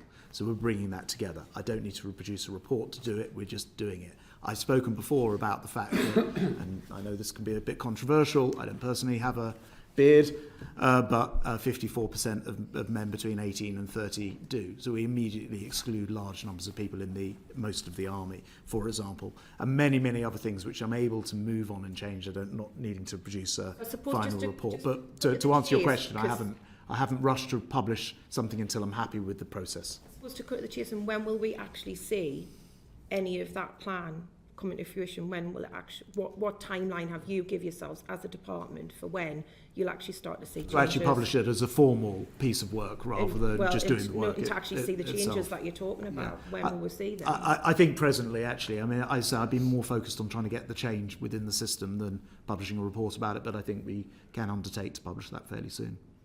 And I'm just curious if anyone can help me out here. I've been sent a recent FOI where it showed that over 125,000 applicants have been rejected from the army, including 23,000 from the Commonwealth, and they were turned down because of lack of vacancies. Is that correct? I haven't seen that actual that's what FOI, the but FOI see is lack of vacancies was why they were turned down. I haven't seen that actual one, but I know that in the army, I think there are like 73 different kind of routes that you apply for, rather different professions that you can apply into. And I don't know whether that's because some are full or not. I haven't seen that FOI, but I have seen any number of examples of what I think are crazy practices in a modern world to go and recruit people. And you know, this is a very, very strong focus for me, because I completely accept, particularly since there seems to be such high levels of interest, that the fact that we can't get them through the system is a real and genuine problem that needs resolving. Okay. May I challenge just your very first sentence, if I may, just for the record, that and I've absolutely read your report, and I think that many of those recommendations we're going to enact, but not yet ready for war. We are ready for war. We and I fundamentally believe that there will be a road to war. And that's not what we concluded, though. And but we have and very that was high based on the scant information we actually got. You know, nobody could explain to us why information that was previously publicly available is now classified. So we could only assume that it's because it's far worse than we actually think it is. We have very. So you may disagree, but that's what we found as a committee. No, I think your report is, from my perspective, from a military capability perspective, is exceptionally useful. But I think the message that this country is not ready for war is the wrong message on a whole range of fronts. We have very high readiness forces, many in the colour of my uniform, that can go out the door tonight, and we will have then a road to war. We would fight as an alliance, and it's all, as we've discussed before, it's about the balance of operational risk. That's the answer, not we're not ready for war. We are ready for war. You'll have to disagree. Right. Thank you, Emma. Mark, do you want to come and just... Yeah, it follows directly from that, and then we'll come to personnel. General, there are 6 former MOD ministers on this committee, some other people who served, so we sort of vaguely know what we're talking about. We spent months looking at this. The MOD were very reluctant to release a lot of sensitive information. And if you're right and we are ready for war, and I hope you are, we're not ready for an enduring war. Absolutely. Yes, you accept that. Absolutely. The problem is, absolutely, as we we go into this in chapter and verse, but in a nutshell, for brevity, sir, we couldn't fight an enduring war for more than a couple of months against Russia. Drop all these euphemisms about peer adversaries. We couldn't fight Putin for more than a couple of months in a full-on shooting war because we don't have the ammunition and the reserves of equipment to do it. That's true, isn't it? True. Right. Thank you. Thank you for your candour. So, clearly, we need to do something about that. Hence our great concern about the budget, but I think we've made that point already. To give credit where it's due, this force design review sounds good. It's very much along the lines of our report. If we're now looking, perhaps because of this, but for other reasons too, how we can increase our actual warfighting power, that's got to be a good thing. When will the FFDR conclude? When do we aim to have the outcome of that? We have an outline now. It's obviously a classified level. I don't know what sort of negotiation we could have a closed session on where we've got to on that. And that will mature. The key point is that it must be ready, assuming we have a review next year or at the end of this year, whenever it is. We've got to inform that from a military capability perspective, from a operational design, force design, capability, choice perspective. It must inform that. So whenever that is, it'll be ready. Well, General, I'm looking at the chair for the risk of speaking for the committee. Given the tremendous amount of work that we, and for the record, our excellent clerks put into this report, I think we would very much welcome a private briefing if this exercise is complete or near complete. I'm sure the committee would very much like to be briefed on confidential terms about what that is, and maybe we could sort that out. Secretary of State, is that reasonable? That sounds like a very good idea. I'm very happy to facilitate that for you. Excellent. I just wanted to make one small point, only because with 6 former MOD ministers and lots of professional expertise here, this is taken as a given within this room. But for people watching and hearing that the UK isn't ready for war exclusively with Russia, it's important to understand that because we're in NATO and Article 5 exists, that we would never be in that situation. And in fact, if we were in a war against Russia, NATO has 4 times as many tanks, 3 times as many subs, 4 times as many helicopters, 6 times as many armoured vehicles, 4.5 times as many warships, 8 times as many transport aircraft, 4 times as many artillery and fires, 16 times the aircraft carriers, and 3 times as many fighters. In other words, we would be in a very strong position. The UK is very improbable, very unlikely that we would pick a war with Russia and not have NATO. And in 1940, the French army was far larger than the German. Anyway, yes. Let's come on to recruitment. Take you back to defence questions of only yesterday. I quoted to you in the chamber, or to MinAF, an article that Larissa Brown, the defence editor of the Times, wrote on the 22nd of March, where she quotes you. So very briefly, this from her article. Grant Shapps, the Defence Secretary, has admitted that the recruitment system is ludicrous, saying earlier this month that the Amazon generation, which is used to getting things instantly, were not prepared to wait a year to join the army. That is an accurate reflection of your position, so yes? Yes. Good. Okay, Larissa's a good journalist. I didn't think she'd get it wrong. So, if it's ludicrous, and I think this committee would absolutely agree with that, if it's ludicrous, why is the outsourced contractor, who the chairman has asked me to call Capita today, still on contract? Why, if it's ludicrous, haven't you bitten the bullet, got rid of them and taken it back in-house? I mean, ludicrous is your word. Yeah, ludicrous is, my reason for ludicrous is not actually to do with the contractor, though I know you've made many representations. The strict answer is they're under contract, I think, extended for a year or whatever. I think they've been on a rolling contract for many years. My actual complaint is not specifically, although I'm sure there are many issues there, with just the contractor. It's that the rules that we apply, and we started to get into some of them before, mean that people who would quite clearly be assets to our armed forces are often not allowed into our armed forces. And it starts with trivial things like facial hair, but goes right through to whether in 40 years' time you might have a genetic disease that suggests that the actuaries say that you wouldn't be able to fight. So if you had asthma when you were 3 and all right, whereas most people serve for 10 years or something.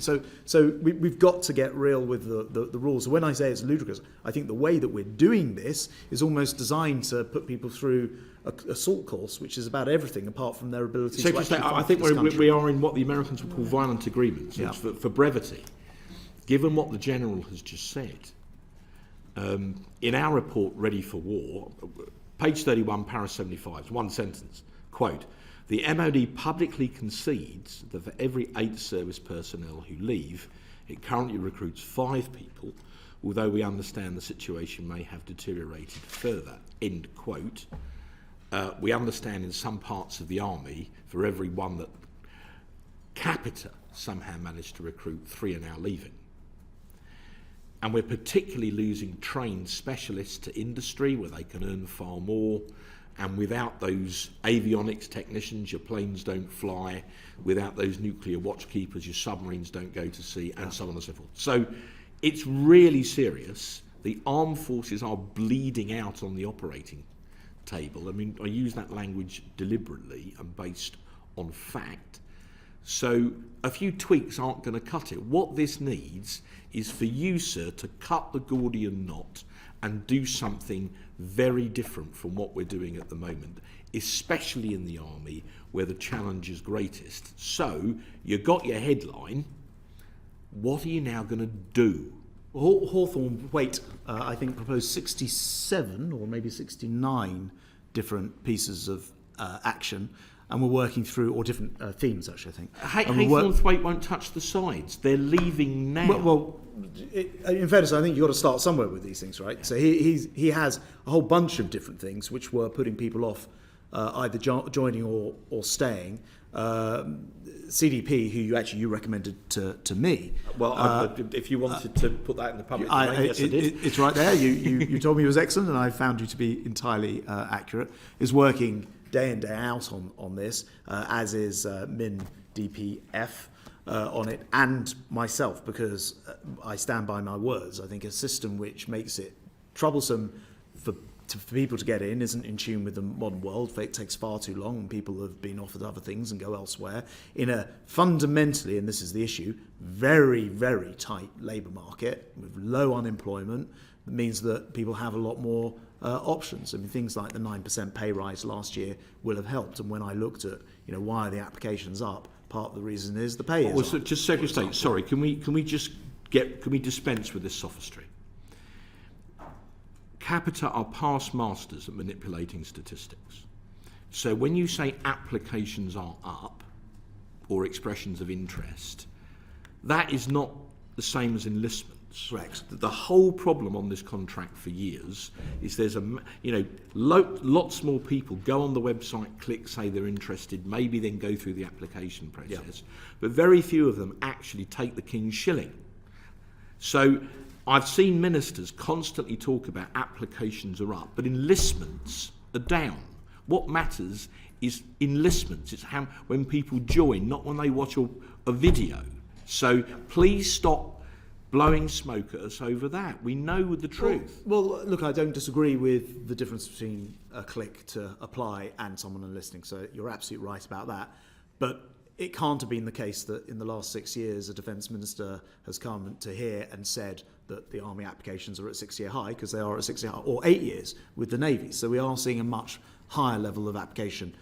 I absolutely share your concern about getting them right through the system. And the problem is, and may well be related to the contractor, but my point is, if we think that's the only problem, then we are one more go, right? Because there are many other things. One more go. One final go. I understand. We've got 3 minutes. I understand. But look, recruitment is undoubtedly a challenge. Yeah. You must sack Capita. You must.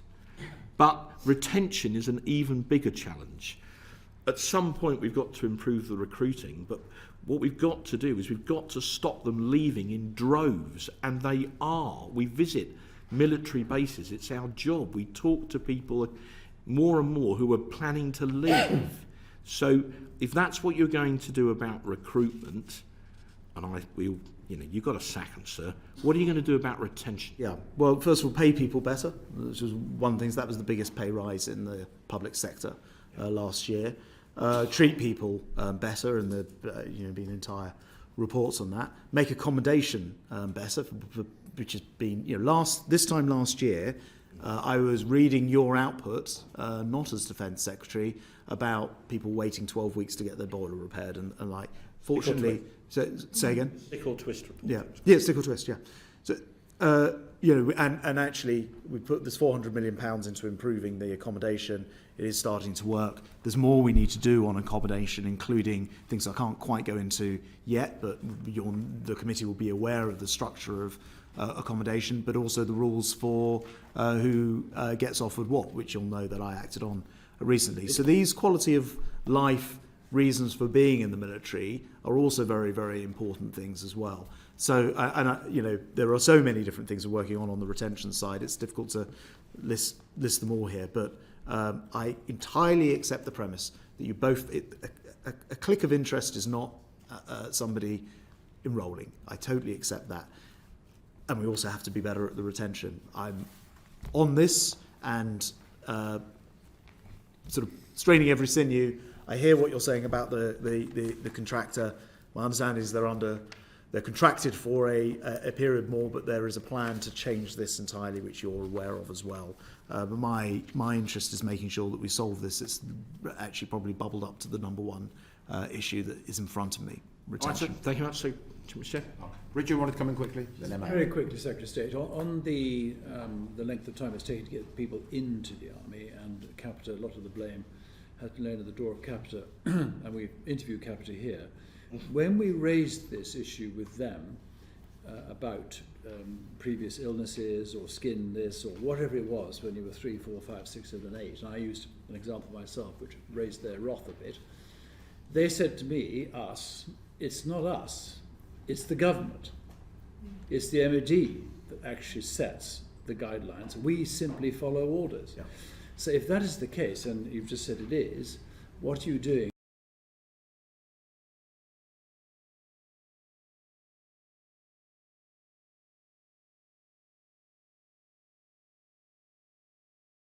But it's so, and they will tell Capita, will they? Well, no, because actually, because Capita's the army, of course. Capita's only the army, yeah. And separately, even then, it's not just the contractor. I'm not trying to. I'm not trying to sort of protect them. I'm saying it is us. It is yes. Our people and our systems and our rule book, which also causes the problem. But it's not just that; it's physical things as well. Like you apply, you're invited for an interview. You go for the interview, you're told to come back 3 weeks later and go for a medical. So, well, 3 weeks in modern era, why wasn't the medical done when you got there? Yeah, why isn't it the same location? We haven't even got the estate right to do this in many places. So that's going on now, is it? Yes. Right. Okay. Thank you very much. Thanks, Chair. Just one more quick one from me. I remember when Mini F was before us and he said all the work around Hawthorne Way, recruitment and retention wasn't going to be cost neutral. You've said to us today that you're on it. So can you tell us how much of your budget is actually allocated to resolving That's interesting. this issue? I may have to defer to a budget expert. So our total personnel budget is about 44% of the RDL. So give or take. 44, did you say? 44% of our RDL, so just under 16 billion. That's military and civilian personnel. So it's within that, of which about 2 billion or so is, give or take, is civil service. So it's within that we will need to make it cost neutral, because that's the overall cost of our people.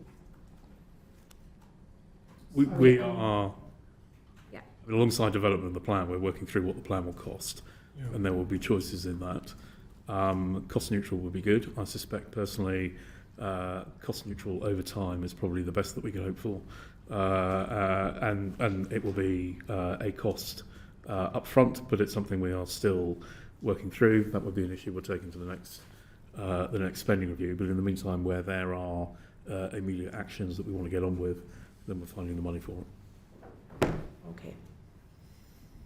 I'll let you move on, Chair. Thanks. Thanks. John. Thank you, Jem. For a sort of initial... just before we leave that last subject, are we having problems also with delays in vetting of applicants? Because that seems to be fairly widespread across the department.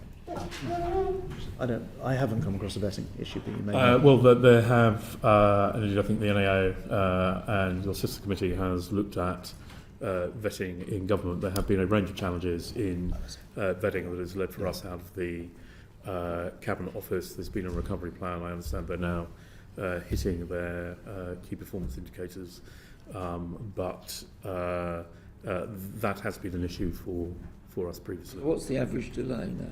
I don't have that information to hand. And also how many are sort of well beyond that? If you could send us a note on that, that would be helpful. If I can then move on to equipment. And the NATO Defence Production Action Plan was signed, as you know, in Vilnius at their summit last year. What has been achieved as a result of it, and how is it being used to support the UK defence industry? Well, as you know, the Prime Minister was public in Vilnius about what the UK is leading on the DPAP, as you just outlined, Mr. Spello. And for the UK, that is munitions and missiles. And our Minister for Defence Procurement is also leading on the ground-based air defence programme across NATO. So it's people within my team now that are leading across the department to try to encourage, and ministers have written out to member states to join these particular programmes. And that's starting. There's nothing I can say that we've absolutely achieved a multi-member state contract against this particular capability, whether this standard of munition or whatever it is, but it is absolutely the aspiration that we will be saying something like that by the time we get to the Washington summit in July. Remind me, when was the Vilnius summit last year? I can't remember the exact date, but it was That's quite a bit of time. July 23. I can't remember the exact date in July. It's gone by, hasn't it? Yeah, absolutely. You said we're starting. Yeah, it's hard. It's 32 member states and trying to, but we know how important it is. As the Secretary of State said about 20 minutes ago, we're going to fight as an alliance. We fight as NATO, and therefore having commonality of munitions, commonality of missiles, air defence systems is important. But as we've said before, the weakness of the alliance is the alliance, but the strength of the alliance is the alliance, and so we've got to work through that. 32 are going to be involved, and we're not looking for 32 either. We're not looking for 32 either. We haven't written out to 32. We've written out to those member states that we think have the industrial capacity and the requirement to meet the same needs as us. If I may, I mean, at Defence Ministerials, I think in February, just to bring up to date, we agreed in principle, I think, with 14 partners, 13 or 14. A willingness to engage on both the munitions and the missiles, multinational. It's 15. 15 okay. in total. And as the General says, the intent through the engagement now is to both aggregate demand and get to some specific procurement proposals, which ideally we'll be able to announce by the Washington summit. We're also doing quite a lot of work on NATO standardisation,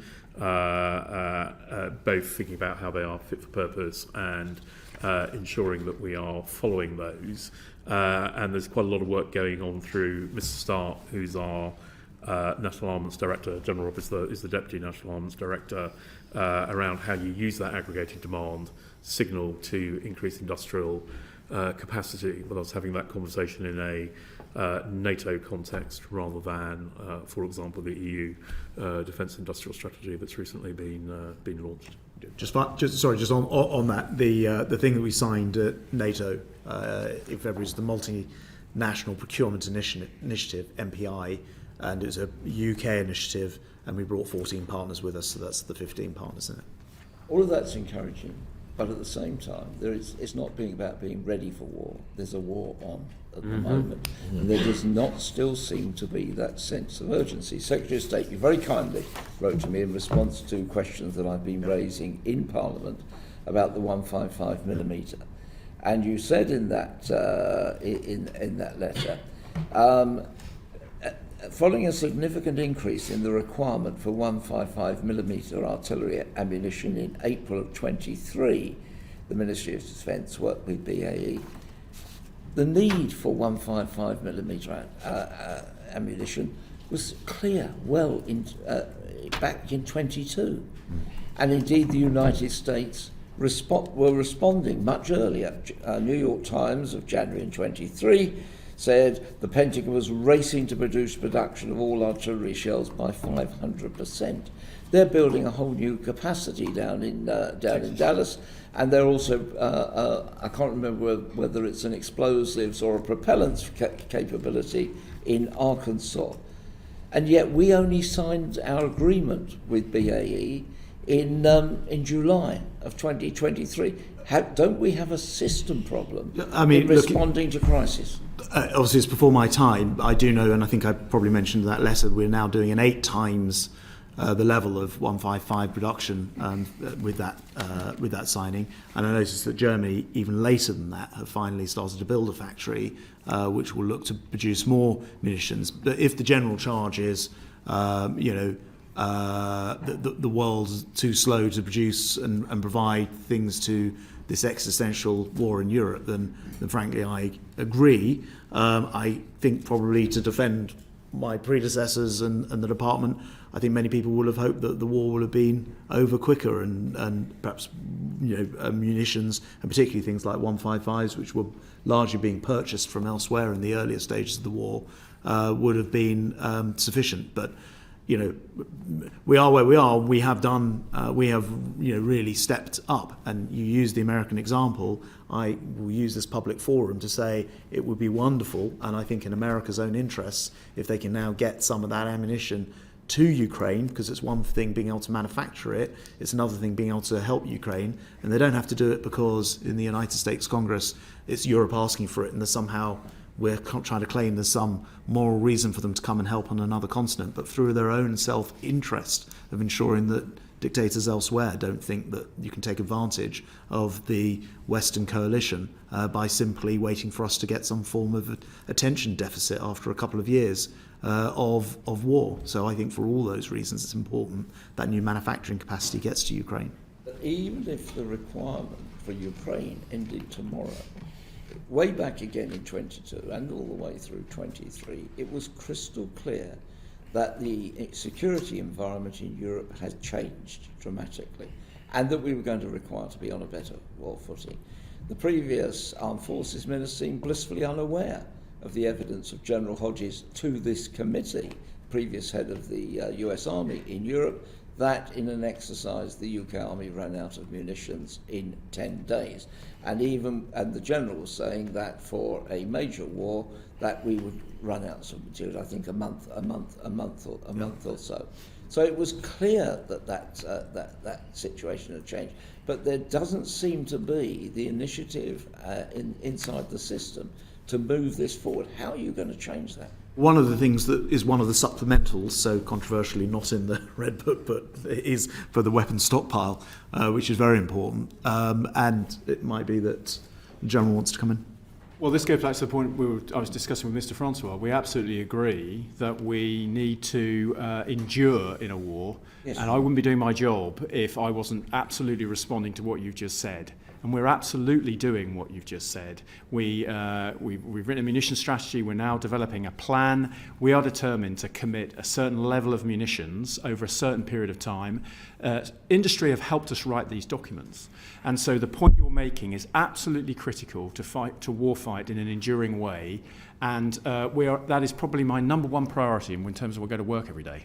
Industry needs contracts in order to do that. Can I just... Absolutely. Although, if I may, Mr. Speller, I mean, the contract, if you like, was the sort of the culmination of the process of engagement. So for BA Systems on ammunition, for Thales actually picking up the production run of NRAW again, for MBDA, we had signed, now I would have to go and check whether it was late 21 or early 22, but a set of letters of comfort for those companies to begin investing in production capacity while we work through what our requirement would be and what a contract over a number of years might then look like. So it's not that we thought about it in April 23 and then signed a contract. It's the culmination of that. I should also, just for completeness, mention the International Fund for Ukraine, which despite its name is actually a British fund which we invite international partners to join, which has now raised over £900 million and laid 27 separate contracts for lots of things, including munitions. So we haven't been sitting on our, backsides. And a long-term procurement for a particular company, it will be made public very soon. We've just had approval. Okay, if I could just move on to Boeing, because your predecessor paused the contract for the Chinooks coming in, but you've now gone ahead with that.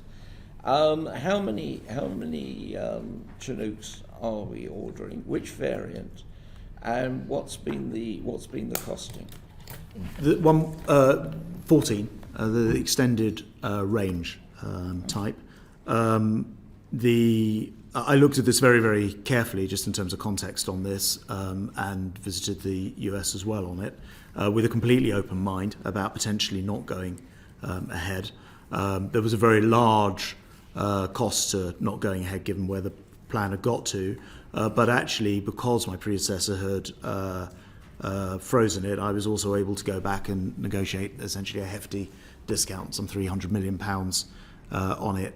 And also, I think more importantly, used it as a discussion to also obtain FMS reform, which is costing us hundreds of millions of pounds, because although we've never been refused a piece of equipment that we were trying to buy from the States, we constantly come up with delays, which could be 6 months, it could be 2 years, before we get approval, even though, as their closest ally, we'd always end up getting approval. And that process itself was causing us to have to delay, backfill, and make financially inconsistent decisions. So I think actually, although the £300 million off is the sort of top line, the FMS reform is actually the more important part from my perspective, and I was pleased to be able to get pledges on that front. So you saved 300 million and so what was the original price and what's the price you paid?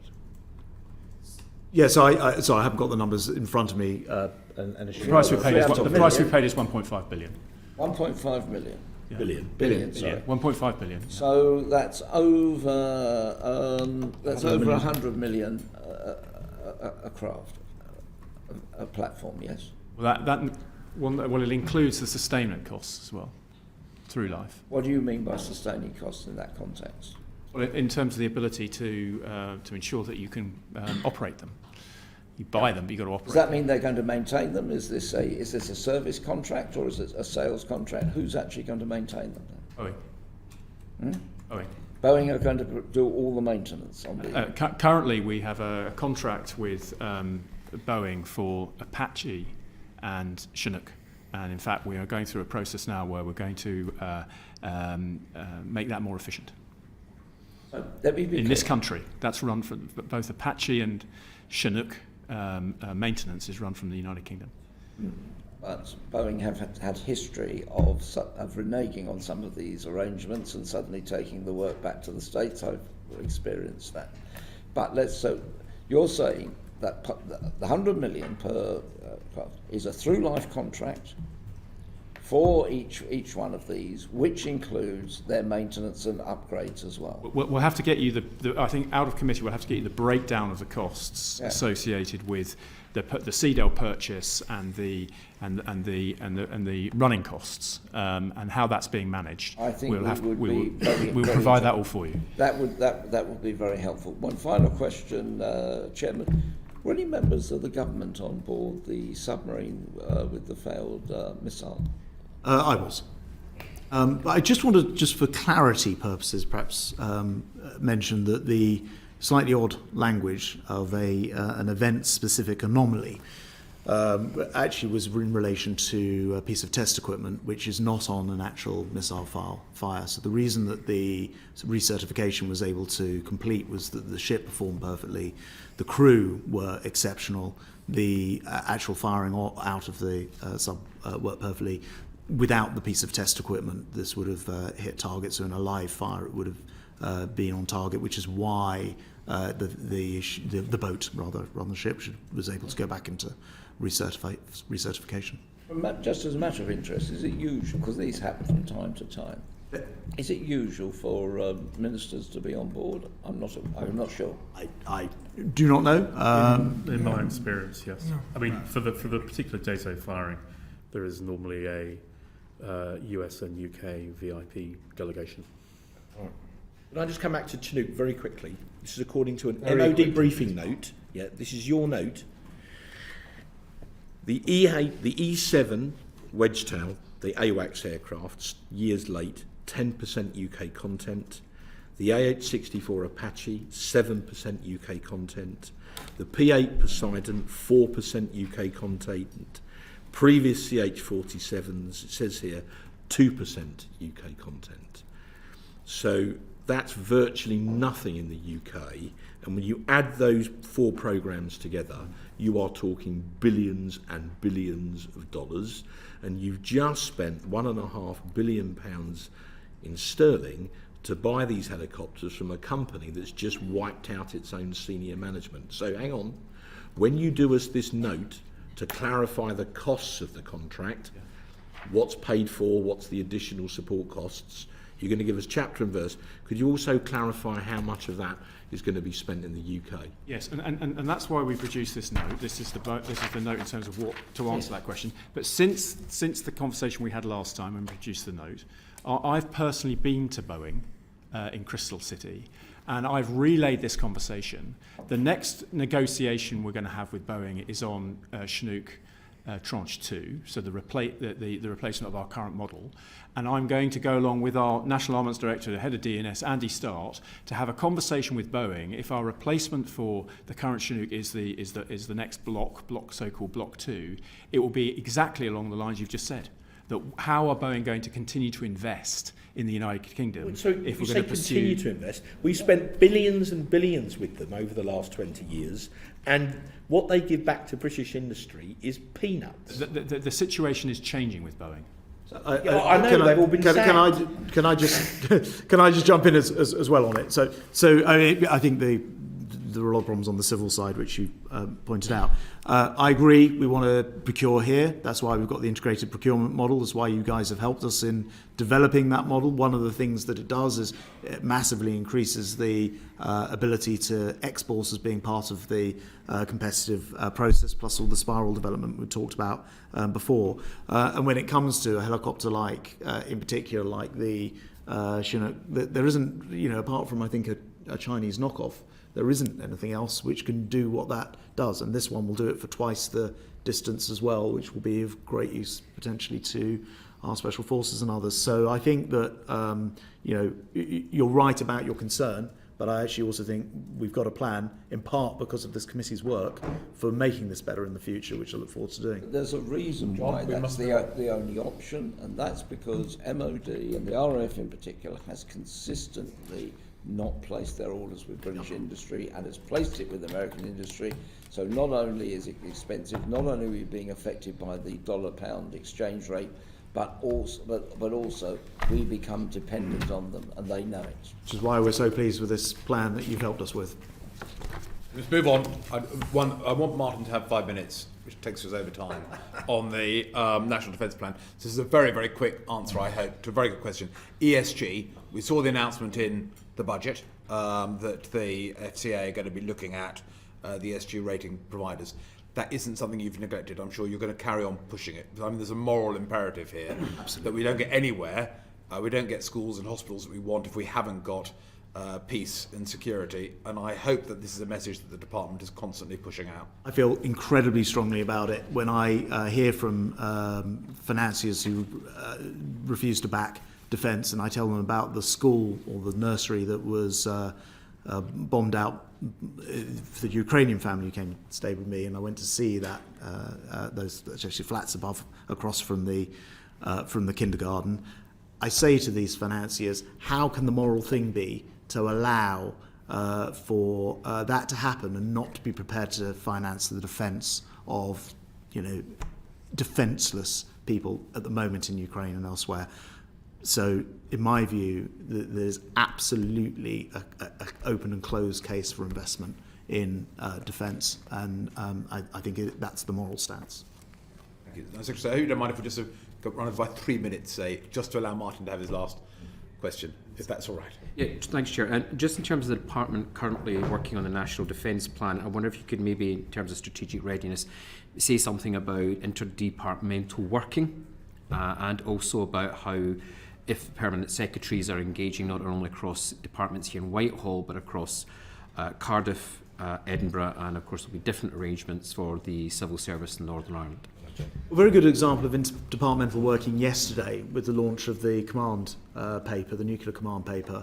The Prime Minister and Chancellor were up in Barrow, and that involves, defence, levelling up, DFE on qualifications, and so on and so forth. I mean, it was an extraordinary number of departments involved. So it's very good sort of, and making things like nuclear a national endeavour has really shifted that in a big way. The other thing is I spend a lot of time, defence is clearly very international in nature, so barely a week goes away when I don't leave the country. Last week into the weekend I was in Australia with the Foreign Secretary. We do a lot of 2+2 type of work, so there's a lot of integration there as well. But there'll be many different examples. And for the second part of your question, if I take a step back and think firstly more broadly about resilience and strategic risk, permanent secretaries, including colleagues from Scotland, Wales, Northern Ireland, are routinely and increasingly discussing questions around resilience, around risk, including shocks to the continuity of delivery of public services, not just in a defence context. We have joined up work around the national security risk assessment and our expectation on the National Defence Plan, working both with the National Security Secretariat and then the resilience part of the Cabinet Office, is that this will support and prompt a broader conversation about a whole of government view rather than simply a military contribution to it. So it's a theme, I think, partly building on our collective experience during COVID, partly thinking about the risks from an increasingly dangerous world, thinking, topical this week in Parliament about the cyber threat. Resilience is a conversation across the sort of group of permanent secretaries on a routine basis. And just in terms of Parliament, how do you do that? How do you have that engagement with us as parliamentarians to ensure that we're on board? Well, politically we may have disagreements in certain policy areas. In terms of readiness, how do you involve parliamentarians in that discussion? So I think actually just going back to this integrated procurement model, this would be a good example of certainly the way I'd like to work. And I came to this committee, I proposed or was asked whether the committee could be involved. The committee was involved before we actually published the plans to comment on it. I think it's a better document because of it. That would be a very good example, and I think it's a very useful way to operate. And just finally, I hope you don't mind me asking, but the Prime Minister this morning made it very clear that Ministers of Government should comply with public inquiries if asked to. I wonder, as Secretary of State for Defence, if you agree with the Prime Minister. Of course. Thank you. So lastly, timings on the defence plan. It's just been through sort of senior level official consideration. It'll be submitted to ministers shortly, but it's really about teeing up some investment choices alongside the, I'm tempted to say FFDR now, the force design work that the General is leading. So we are thinking both about capability choices for warfighting abroad alongside capability choices for defence of the UK. Might we see something public by the summer recess? I don't think you'll see something public by this summer recess, and in any case the plan itself is quite classified. I think there's something for us to explore, as the Secretary of State suggests, about what a closed session engagement with the committee might look like as we develop and refine the plan. Thanks, sir. We've covered a lot of ground. It's been a very helpful session. Thank you all very much, Secretary of State, Mr. Williams, Mr. Whipperman. General, much appreciated. And thank you. I close the session. Thanks.